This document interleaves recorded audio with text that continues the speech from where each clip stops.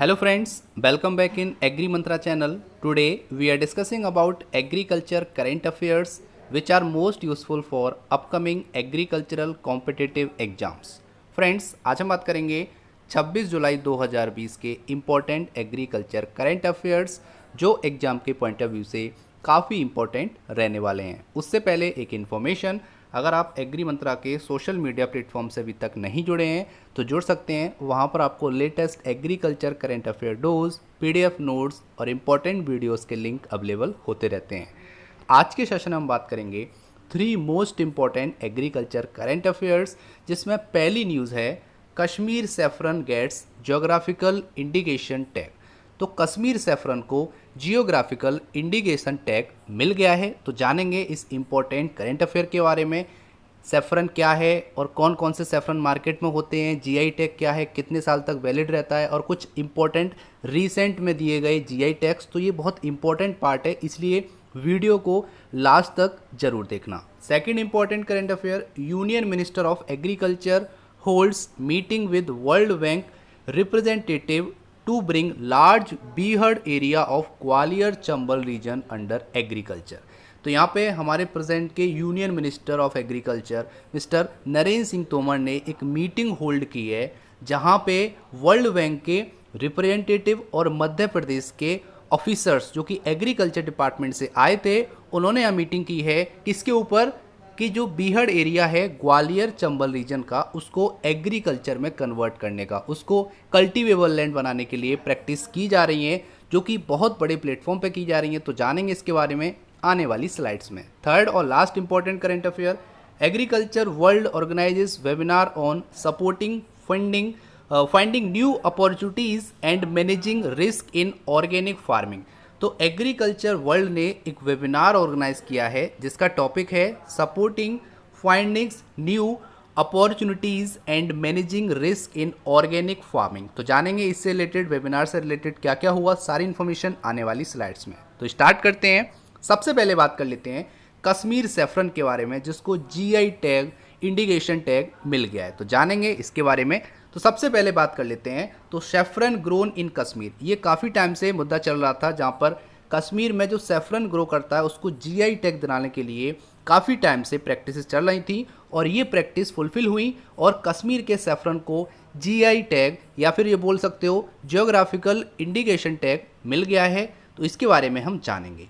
तो यहाँ पे बोला है, जो कि आपके उपराज्यपाल हैं जम्मू कश्मीर के जीसी मुर्मू ने बोला है, क्या बोला है, it is a major historic step in bringing the valley's brand on the global map. तो यहाँ पर उन्होंने बोला है कि एक हिस्टोरिक स्टेप है जो कि वैली की ब्रांड को बनाएगा और जो फार्मर्स हैं उनकी बोल सकते हो इनकम की जो स्थिति है इस टाइम पे काफ़ी दयनीय स्थिति है, जो सैफरन ग्रो करते हैं कश्मीर में, उनकी कंडीशन को भी सही करेगा। ये यहाँ पे जीसी मुर्मू के द्वारा बात कही गई है। तो इसके बारे में जान लेते हैं थोड़ा इंपॉर्टेंट। सबसे पहले आपके माइंड में आ रहा होगा सर ये जीआई टैग क्या है। जीआई टैग जान लेते हैं।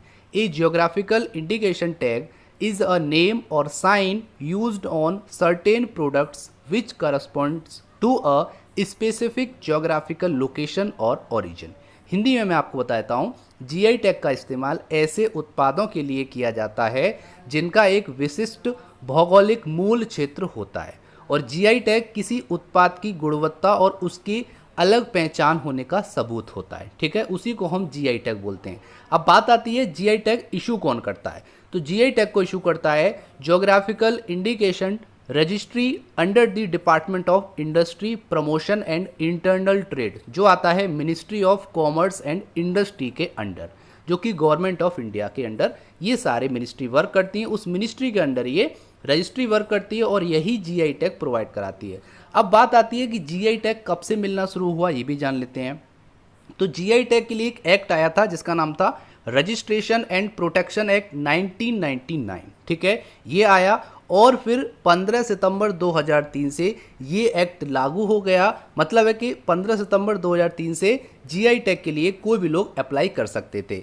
अब पहला जीआई टैग कब दिया गया, ये क्वेश्चन कई बार पेपर में आ चुका और आपको पता होना चाहिए। तो इंडिया के प्रोडक्ट को जो पहला जीआई टैग दिया गया था वो 2004-05 में दार्जिलिंग टी को दिया गया था। ठीक है, तो दार्जिलिंग में जो टी होती है उसको इंडिया का पहला जीआई टैग प्रोवाइड किया गया? ये काफ़ी इंपॉर्टेंट क्वेश्चन है और कई एग्जाम्स में आ गया है और आगे भी आएगा, इसलिए आपको याद रखना है। अब बात आती है कुछ इंपॉर्टेंट एग्जाम्पल जिनको जीआई टैग मिल चुका है। जैसे आपको बात करेंगे कोल्हापुरी चप्पल, जो कि महाराष्ट्र में चप्पल को दिया गया है। उसके बाद पोकली राइस केरला में दिया गया, मलिहाबादी मैंगो यूपी में दिया गया। उसके बाद नासिक ग्रेप्स महाराष्ट्र में दिया गया, मणिपुर ब्लैक राइस मणिपुर में मिला राइस के लिए, और खोला चिली, ठीक है, मिर्च है ये गोवा की, उसको मिला, और हिमाचल में काला जीरा, ठीक है, उसको दिया गया। और आगे बात करेंगे तो कांधामल हल्दी जो कि उड़ीसा में है, उसको जीआई टैग दिया गया।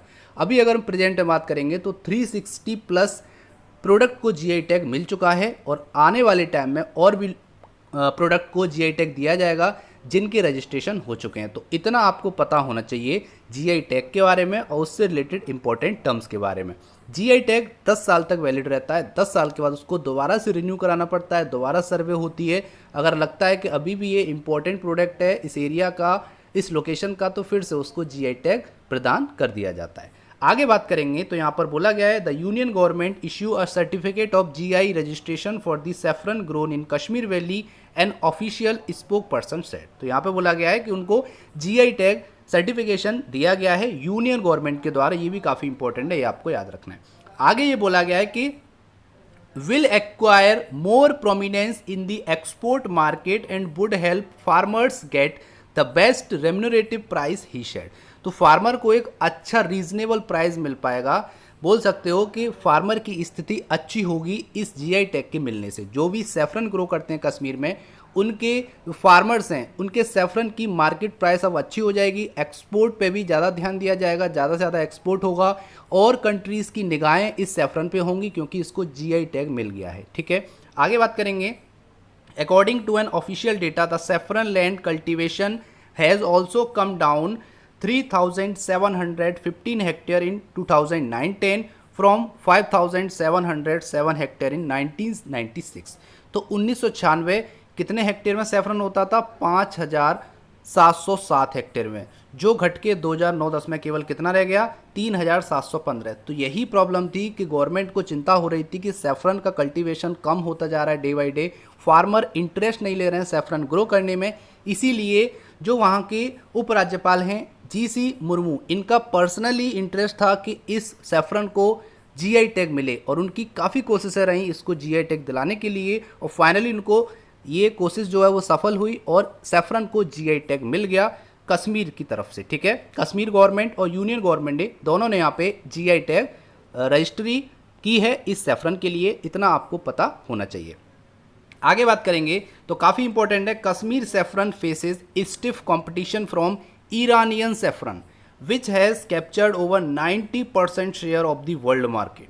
तो यहाँ पे जो कश्मीर सैफरन का एक कठोर कंपटीशन होगा वो किससे होगा? ईरानियन सैफरन से। इसकी अगर हम बात करें तो ईरानियन सैफरन का 90% शेयर है पूरे वर्ल्ड में। ठीक है, यहाँ पे 90 है लेकिन प्रेजेंट में 95% शेयर है पूरे वर्ल्ड मार्केट में। उससे हमारे कश्मीर सैफरन का कंपटीशन होगा और देखना होगा कि फाइनल कौन इस रेस में जीतेगा। लेकिन अभी जो मार्केट में जो डिमांड है वो ईरानियन सैफरन की है और वही ईरान से सारी चीज़ें एक्सपोर्ट होती हैं अदर कंट्रीज़ को। ठीक है, ये आपको याद रखना है। तो बोल सकते हो कि सबसे ज़्यादा, या ये बोल सकते हैं कि 95% जो सैफरन है वो ईरान एक्सपोर्ट करता है सभी कंट्रीज़ को। इतना आपको पता रखना है।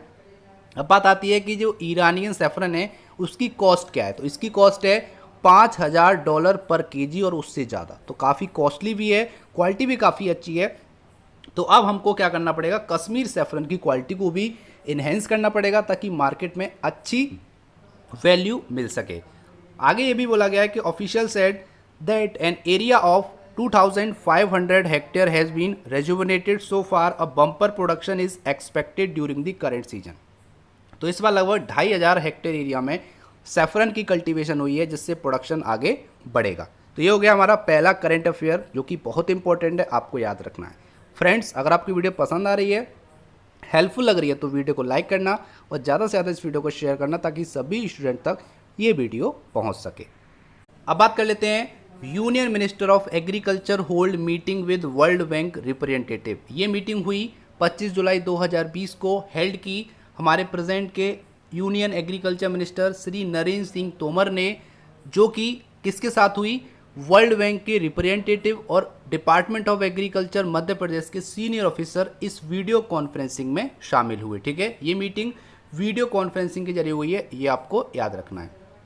आगे बोला गया, during this meeting it was decided that the substantive project would be prepared in collaboration and support from world bank. तो ये जो प्रोजेक्ट है ये वर्ल्ड बैंक के कोलैबोरेशन के साथ ही पूरा होगा, ये यहाँ पे बात की गई है।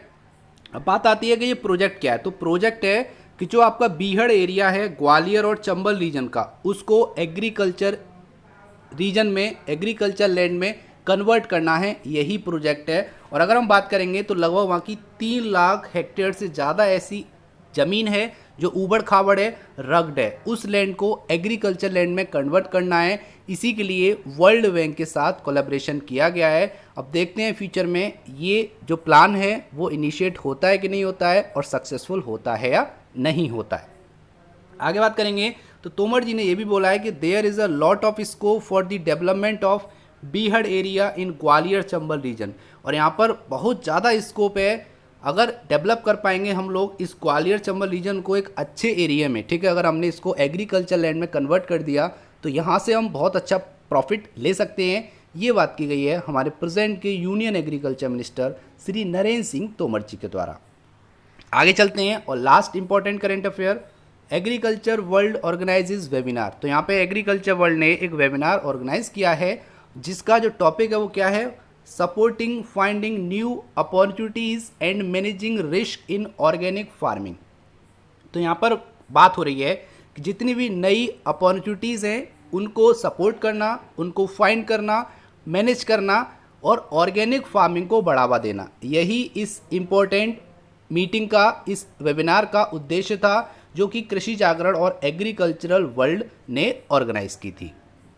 आगे जो इनका मोटिव रहेगा वो रहेगा फर्टिलिटी को इम्प्रूव करने में, सॉइल स्ट्रक्चर को मेंटेन करने में, बायोडाइवर्सिटी बनाने में और रिड्यूस इरोजन, सॉइल इरोजन को, मृदा क्षरण को कम करने में ही ये जो वेबिनार है इसका उद्देश्य था कि कैसे हम सॉइल इरोजन को रिड्यूस कर पाएंगे जिससे एग्रीकल्चर में प्रोडक्शन इंक्रीज होगा। आगे बात करेंगे तो it also reduces the burden and cost of fertiliser what farmer with suffering in the past year. तो यहाँ पर इनका उद्देश्य था कि जो फार्मर्स पे बर्डन है उसको कम करना और जो फर्टिलाइजर की कॉस्ट ज़्यादा हो रही है उसको भी रिड्यूस करना इस वेबिनार का उद्देश्य था।